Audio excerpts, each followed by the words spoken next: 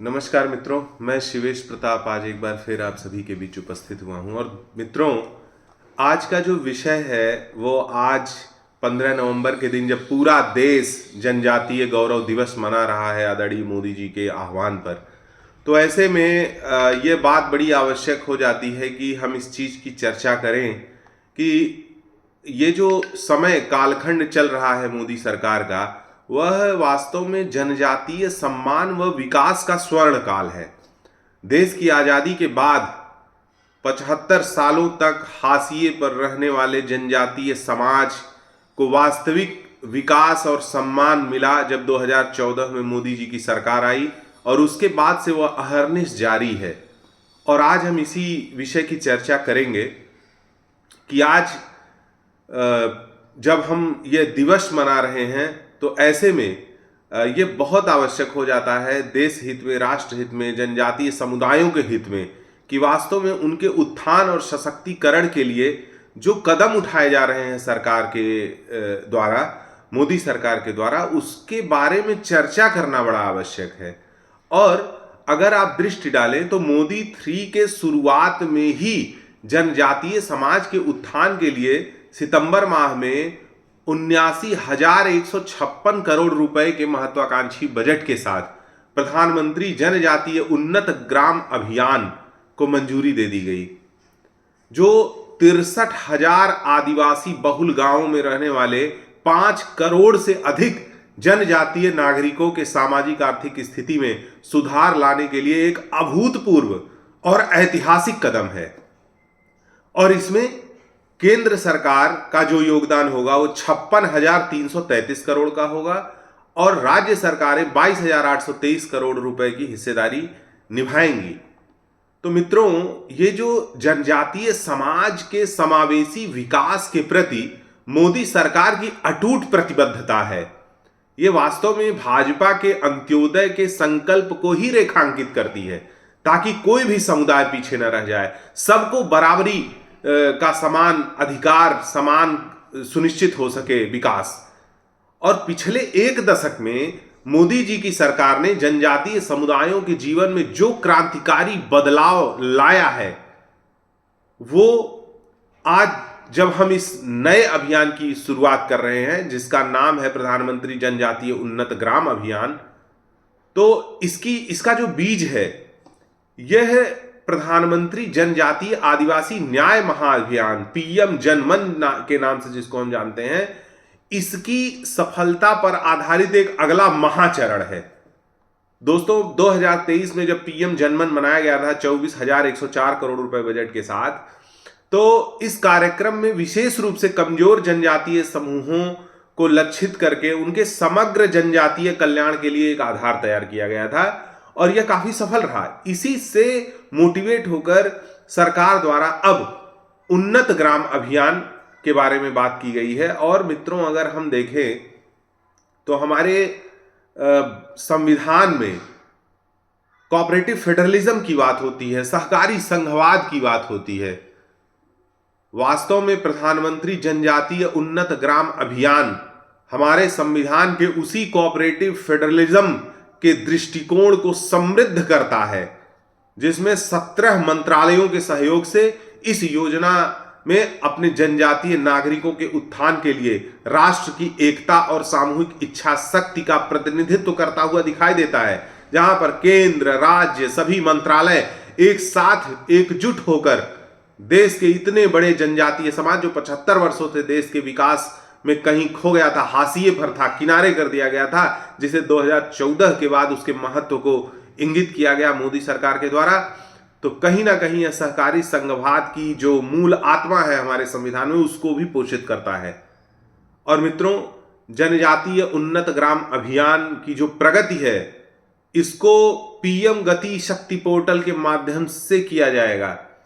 इसके द्वारा पारदर्शिता और इसकी जो एफिशिएंसी है वो सुनिश्चित की जाएगी। उत्कृष्ट जो जिले इसमें अच्छा प्रदर्शन करेंगे, उत्कृष्ट प्रदर्शन करेंगे, उनको पुरस्कृत भी किया जाएगा, जिससे कि पूरे देश के अंदर इस जनजातीय कल्याण की इस महायोजना में जो लोग अच्छा करेंगे उनको अलग से पुरस्कृत किया जाएगा। और ये चीज एक स्वस्थ प्रतिस्पर्धा और मोदी सरकार की विकास के प्रति जो प्रतिबद्धता है उसके में बढ़ावा दिलाएगी।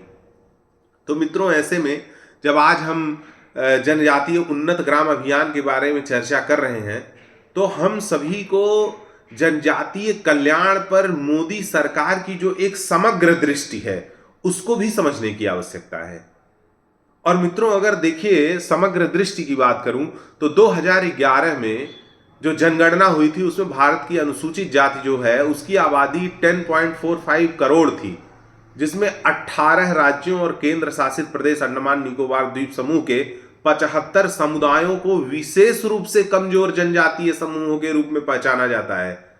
और ये जो पीवीटीजी हैं, पर्टिकुलरली वनरेबल ट्राइबल ग्रुप्स हैं, ये सामाजिक, आर्थिक, शैक्षिक क्षेत्रों में अत्यंत कमजोरियों से जूझ रहे हैं। बहुत ही इनकी स्थिति दयनीय थी। तो प्रधानमंत्री जनजातीय उन्नत ग्राम अभियान जो है वो केवल एक नीति ही नहीं है, यह एक समग्र मिशन है जिसे सामाजिक जो बुनियादी ढांचा है, इंफ्रास्ट्रक्चर है,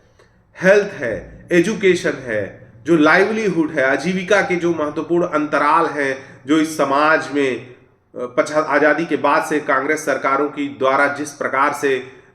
इग्नोर किया गया है इस समाज के विकास को, उस खाई को पाटने के लिए इसको डिजाइन किया गया है। और जनजातीय बहुल गांवों और आकांक्षी जिलों में पूर्ण कवरेज प्राप्त करने के उद्देश्य से यह जो प्रयास है सरकार का, यह संयोजनात्मक दृष्टिकोण है, पूरा ही एक बहुत ही कोलैबोरेटिव एफर्ट है। इसमें इस योजना के क्रियान्वयन में, जैसा कि मैंने आपको बताया था कि 17 मंत्रालयों के 25 विभाग इसमें काम करेंगे। और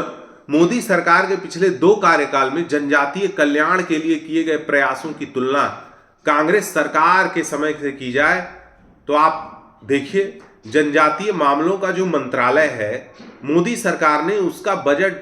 3 गुना बढ़ाकर 12,461 करोड़ रुपए कर दिया था, जबकि कांग्रेस के समय में यह बजट काफी कम था। इसी तरह अनुसूचित जनजातियों के लिए विकास कार्य योजना निधि का जो आवंटन था उसको मित्रों 5.5 गुना बढ़ाया गया है और यह 1,17,000 करोड़ रुपए तक पहुंच गया है और यह एक ऐतिहासिक कदम है। अब एक प्रश्न आता है कि समग्र जो बुनियादी ढांचा है उसके विकास के लिए जो है सरकार की क्या योजना है। तो मित्रों, इस मिशन का जो पहला उद्देश्य है वह है जनजातीय परिवारों की जो मूलभूत आवश्यकताएं हैं उनको कैसे पूरा किया जाए, उसके लिए एक पूरा बुनियादी ढांचा विकास जो है इंफ्रास्ट्रक्चरल डेवलपमेंट का जो है योजना है सरकार की। और इसमें जितनी भी पात्र जनजातीय परिवार हैं उनको प्रधानमंत्री आवास योजना ग्रामीण के तहत पक्के मकान मिलेंगे, जल जीवन मिशन के माध्यम से स्वच्छ पानी की सुविधा मिलेगी और बिजली की सुविधा उनको प्राप्त कराई जाएगी। इस योजना के अंतर्गत विभिन्न मंत्रालय काम करेंगे, जिसमें कि शहरी विकास मंत्रालय 20 लाख घरों का निर्माण करेगा और 25,000 किलोमीटर ग्रामीण सड़कों का निर्माण किया जाएगा, जिससे कि हमारे जनजातीय जो बंधु हैं उनके जो गांव हैं वह विकास की यात्रा में सम्मिलित हो सकें। इसके अतिरिक्त मित्रों, अगर मैं बात करूं आयुष्मान भारत कार्ड की, तो स्वास्थ्य कवरेज से इनको सक्षम करने के लिए कि मतलब इनको आरोग्य हो, कोई बीमारी हो तो यह उसका इलाज करा सकें, इसके लिए आयुष्मान भारत कार्ड इन लोगों को वितरित किए जाएंगे। और साथ साथ जो है प्रधानमंत्री ग्राम सड़क योजना के माध्यम से यह सुनिश्चित किया जाएगा कि सभी मौसमी सड़कों की गारंटी जो है दी जाएगी, सरकार के माध्यम से दी जा रही है। और डिजिटल कनेक्टिविटी का जो कार्यक्रम है भारत नेट, उसके माध्यम से इन सभी गांवों में इंटरनेट की भी सुविधा प्रोवाइड कराई जाएगी। तो राष्ट्रीय स्वास्थ्य मिशन के द्वारा इसके अलावा पोषण अभियान चलाया जाएगा। समग्र शिक्षा के माध्यम से, मतलब समग्र शिक्षा का अर्थ ये हो गया कि आपका स्वास्थ्य भी, आपका न्यूट्रिशन भी और आपका जो एजुकेशनल जो बेसिक इंफ्रास्ट्रक्चर है उस सब को सशक्त बनाने के लिए कार्य किया जाएगा। इसके अलावा मित्रों बात करते हैं कि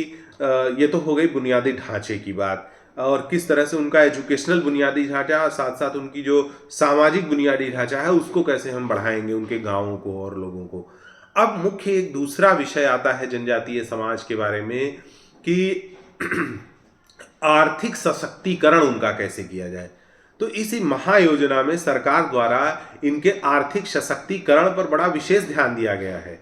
और यह सुनिश्चित करना कि कैसे उनको सशक्त किया जाए, यह एक्चुअली इस परियोजना का जो है PMJUGA का एक बहुत ही केंद्रीय लक्ष्य है, टारगेटेड है। मतलब एक तरह से पूरी महायोजना के केंद्र में आर्थिक सशक्तिकरण है। तो इस योजना के अंतर्गत यह सुनिश्चित किया गया है कि जनजातीय युवाओं को कौशल विकास कार्यक्रमों तक पहुंचाया जाए, जिससे वो 10वीं 12वीं कक्षा के बाद दीर्घकालिक जो पाठ्यक्रम होते हैं लंबे, उनको कैसे वो पा सकें, उनसे किस तरह से वो शिक्षित हो सकें, और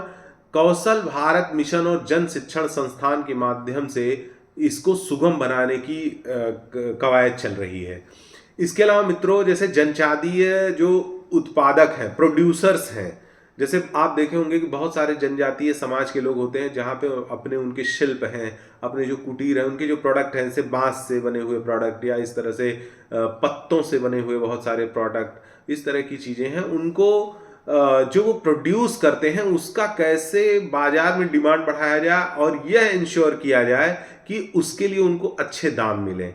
और जब दाम मिलेंगे तो उनकी उद्यमशीलता को भी बढ़ाया जाएगा। तो इस तरह से जो एक जनजातीय मल्टीपर्पज जो इनका एक विपणन केंद्र बना रहे हैं, बहुउद्देशीय विपणन केंद्र बना रहे हैं, वो स्थापित करने की योजना है। साथ साथ पर्यटन को बढ़ावा देने के लिए सरकार जो है, क्योंकि देखिए पर्यटन से क्या होगा कि एक स्थायी आय उनको मिलेगी, और पर्यटन में जैसे सरकार अभी सहयोग दे रही है कि होम स्टे बनाइए, कि लोग आपके क्षेत्रों में जाए तो आपके घरों में रुके और उससे आपको पैसा मिले। तो इसके लिए सरकार क्या कर रही है कि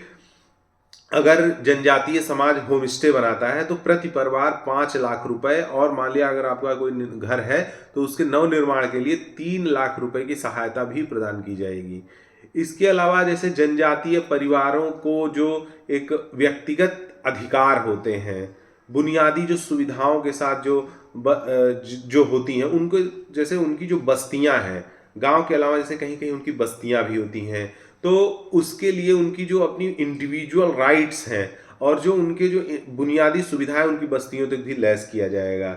इसके अलावा इस समुदाय को अधिकारों के बारे में जागरूक किया जाएगा कि आपके अधिकार क्या हैं। कई बार क्या होता है कि समाज इतना रिमोट रहता है कि वो अपने अधिकारों को ही नहीं जानता और इसीलिए वो पीछे रह जाता है। तो इस कारण से सरकार की योजना है कि आधार कार्ड, सामुदायिक प्रमाण पत्र, जनधन खाते, ये सब कुछ उनको दिया जाए। आयुष्मान कार्ड, PM किसान सम्मान निधि से उनको लाभान्वित किया जाए, किसान क्रेडिट कार्ड जैसी सुविधाओं का लाभ उनको मिले। और इस पहल से उन सभी जो है PVTG परिवार जो हैं, मतलब अति पिछड़े जो जनजातीय परिवार हैं, उनको जो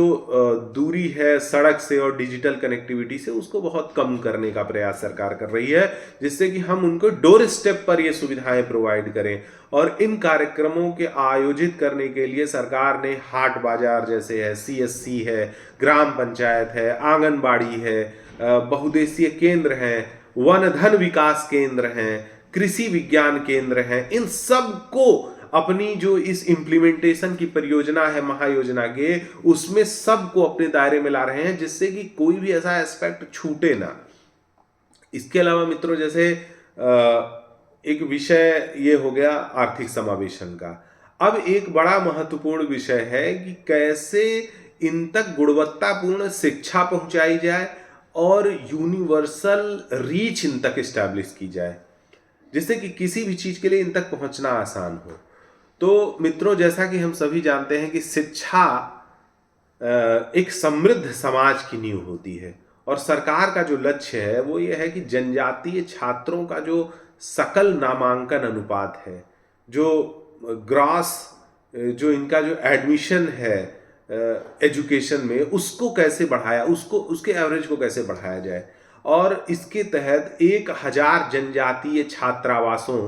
का रणनीतिक स्थानों पर निर्माण किया जाएगा। ऐसे स्थानों पर नहीं कि कोरम पूर्ति के लिए कर दिया गया, अपितु जहां पर जनजातीय समाज के बच्चे आकर उन छात्रावासों में रहकर अपना मूल्यवर्धन कर सकें, ऐसे स्थानों पर 1000, पूरे देश भर में 1000 छात्रावास बनाए जाएंगे। और इसके अलावा इससे क्या होगा कि छात्रों को जो उच्चतर जो शिक्षा है, जो कंपटीशन है, उसमें उनका जो पार्टिसिपेशन रेट होगा वो बढ़ेगा। इसके अलावा जैसे आवासीय स्कूल है, जो आश्रम स्कूल है, छात्रावास है, इन सब को जो है पीएम श्री की तर्ज पे इनका मॉडर्नाइजेशन किया जाएगा, ताकि इससे भी लोगों को बेहतर शिक्षा और सुविधा प्रदान हो। अगर आप पिछले 2 कार्यकाल में मोदी के देखें तो जनजातीय बच्चों के लिए शिक्षा के क्षेत्र में क्रांतिकारी बदलाव लाने के लिए मोदी सरकार ने एक बहुत ही अच्छा एकलव्य मॉडल आवासीय विद्यालय जो शुरू हुई थी, उसका बजट 21 गुना बढ़ाकर 5,943 करोड़ रुपए कर दिया था। 2013-14 में जहां 34,365 छात्रों का नामांकन था, आज 2023-24 तक 402 स्कूलों में 1,32,275 से अधिक आदिवासी छात्र नामांकित हो चुके हैं। यह है मोदी सरकार के पिछले 2 कार्यकालों का प्रयास, जो यहां पे आंकड़ों में दिखाई दे रहा है। इसके अलावा मित्रों, पिछले 2 कार्यकालों में 30 लाख से अधिक आदिवासी छात्रों को छात्रवृत्तियां मिल चुकी हैं, जिनसे उनकी शिक्षा में सुधार निसंदेह होगा। साथ ही मंत्रालय के तहत 18,000 करोड़ रुपए से अधिक की छात्रवृत्तियां वितरित हो चुकी हैं। अब शिक्षा के बाद जो एक बहुत बड़ा प्रश्न आता है वो है स्वस्थ जीवन का, और स्वस्थ जीवन के साथ साथ जो है हमारे आदिवासी बंधु जो बुजुर्ग हो जाते हैं तो वह अपना गरिमापूर्ण जीवन कैसे जी सकते हैं, इस पर सरकार का बड़ा प्रयास है। देखिए, मैंने प्रारंभ में ही अपनी बात के कहा था कि सरकार, मोदी सरकार के द्वारा एक समग्र विकास की चिंता की जा रही है, और यह जो है देश की आज़ादी के 75 सालों तक जनजातीय समाज हाशिए पर रहा, और 2014 के बाद से वह देश के विकास के केंद्रीय विमर्श में आया। इसीलिए आदरणीय नरेंद्र मोदी जी इसके बधाई के पात्र हैं। तो मित्रों, स्वास्थ्य को कैसे सुधारा जाए और गरिमापूर्ण जो है बुढ़ापा कैसे मिलेगा,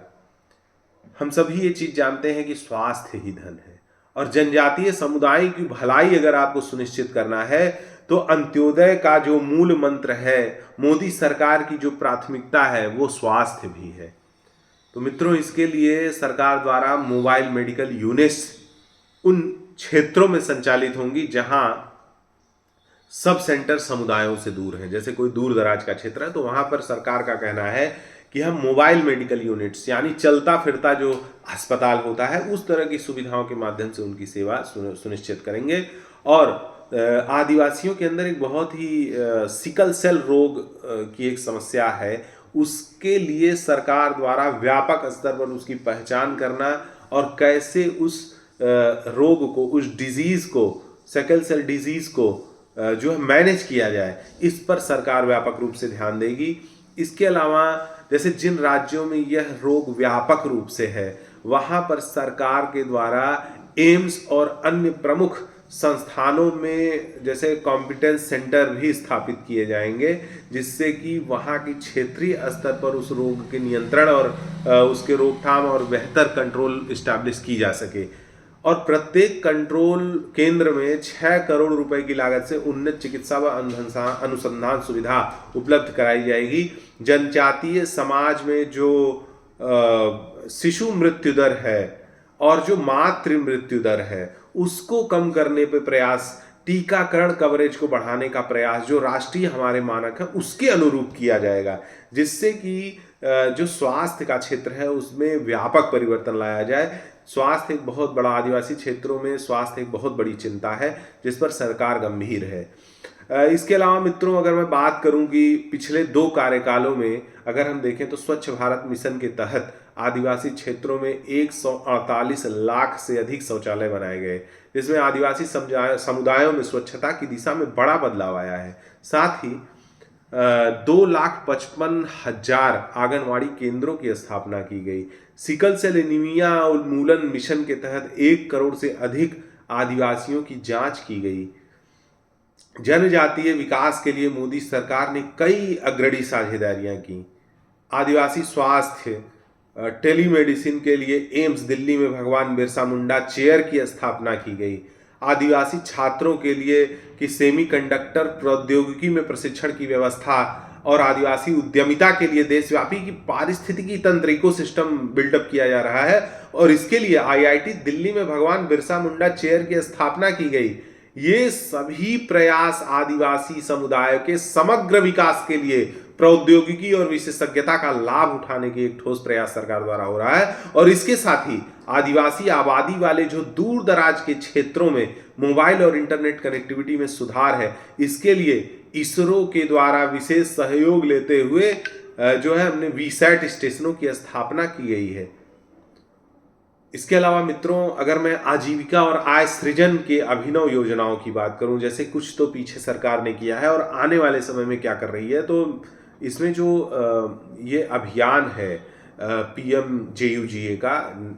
नया शुरू हुआ है, इसमें वनवासियों सहित सभी जनजातीय समुदायों को आर्थिक स्थिरता के लिए कई जो है योजनाओं का लाभ मिलेगा। यह मिशन जो है 22 लाख वन अधिकार अधिनियम पट्टा धारकों को कृषि, पशुपालन, मत्स्य पालन के कार्यक्रमों के माध्यम से सबल बनाने का प्रयास है। यानी कि जो ये 22 लाख वन अधिकार अधिनियम FRA के तहत जो पट्टा धारक हैं उनके माध्यम से सबल बनाया जाएगा। वन अधिकारों की मान्यता में तेजी लाने और योजनाओं के प्रभावी क्रियान्वयन को सुनिश्चित करने के लिए जनजातीय अधिकारियों और संबंधित पक्षों को प्रशिक्षण भी दिया जाएगा। प्रधानमंत्री नरेंद्र मोदी जी के नेतृत्व में पिछले 2 कार्यकालों में जनजातीय कल्याण के क्षेत्र में उल्लेखनीय कार्य हुए हैं, जैसा कि मैंने आपको बताया। इसके अलावा मोदी सरकार ने 3,958 वनधन विकास केंद्रों को स्वीकृति दी, जिसमें 11,83,000 आदिवासी उद्यमियों को लाभ हुआ। ये ऑलरेडी लगभग 12 लाख लोग आदिवासी समाज हमारा लाभ इसका ले चुका। इसके अलावा 87 लघुवन उत्पादों को न्यूनतम उचित मूल्य में शामिल किया गया है। यानी जो फॉरेस्ट प्रोड्यूस है, जो जनजातीय समाज के द्वारा बनाया जाता है, ऐसे 87 प्रोडक्ट्स को MFP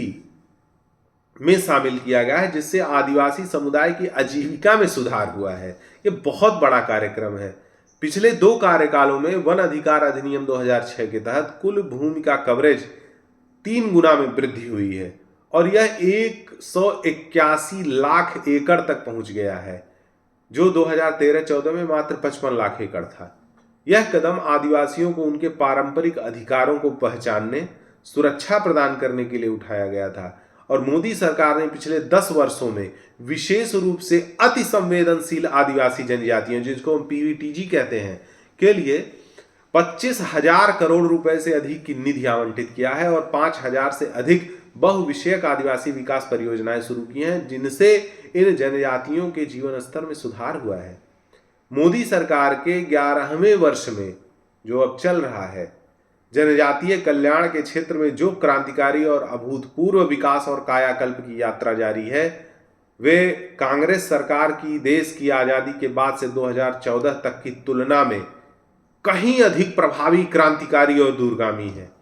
और अगर मैं बात करूं मित्रों, बजट में वृद्धि, शिक्षा में सुधार, स्वास्थ्य सुविधाओं में विस्तार, विकास योजनाओं के तहत कार्यान्वयन, सभी पहलुओं में मोदी सरकार ने जनजातीय समुदाय के समग्र विकास की दिशा में महत्वपूर्ण कदम उठाए हैं और बीते 10 वर्षों में देश की आजादी के बाद से विकास की यात्रा में छूटे हमारे जनजातीय जो बंधु हैं, समाज है, उसको प्रधानमंत्री जनजातीय उन्नत ग्राम अभियान न केवल मौजूदा अंतरालों को पाटने का लक्ष्य रखता है, बल्कि समग्र व सतत विकास सुनिश्चित करता है, जो सभी भारतीयों के लिए एक उज्जवल और समान भविष्य की दिशा में अग्रसर करता है। और इसी के साथ मैं अपनी बात को समाप्त करता हूं। और आज जैसा कि हम जनजातीय गौरव दिवस मना रहे हैं, भगवान बिरसा मुंडा की जयंती पे आप सभी को पुनः एक बार बहुत बहुत शुभकामनाएं, बधाई। सभी को नमस्कार। मेरे इस चैनल को लाइक, शेयर, सब्सक्राइब करिए। जय हिंद।